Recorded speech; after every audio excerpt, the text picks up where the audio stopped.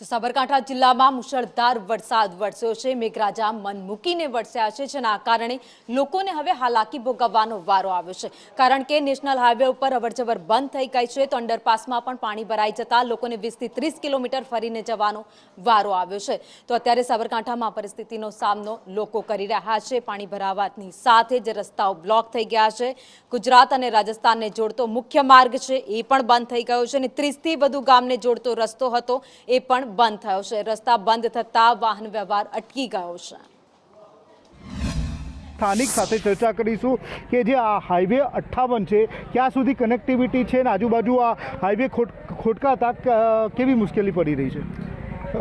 સાહેબ, આપનો પ્રશ્ન એમ છે કે ભાઈ આજે છેક ઉદયપુર સુધીની કનેક્ટિવિટી છે ને આ બાજુના ઘણા બધા ગામડાઓ જોડાયેલા છે, એટલે ઈડર સાથે તો અમારો મેઇન વ્યવહાર છે। દવાખાનું હોય, બીજી કોઈ ખરીદી હોય તો ઈડર જ જવાનું થાય, તો ઈડર આ રસ્તો બંધ થવાથી ઈડર જવાનો કોઈ રસ્તો બચતો નથી।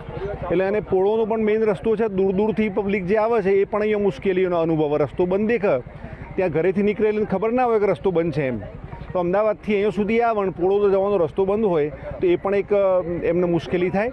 આ બાજુના મોટા મોટા ગામ છે, ભજપુરા, વેટલા, ચુલ્લા, કડિયાદરા, ચોરીવાડ, ઢોલવાણી, ઢોરીવાવ, છેક વિજયનગર, રાણી, ખારીબીડી, એથી પણ આજુબાજુના બીજા ઘણા બધા ગામડાઓ આ રસ્તાથી કનેક્શનમાં છે।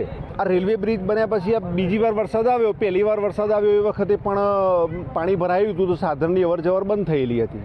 હિતેશ રાવલ, સંદેશ ન્યૂઝ।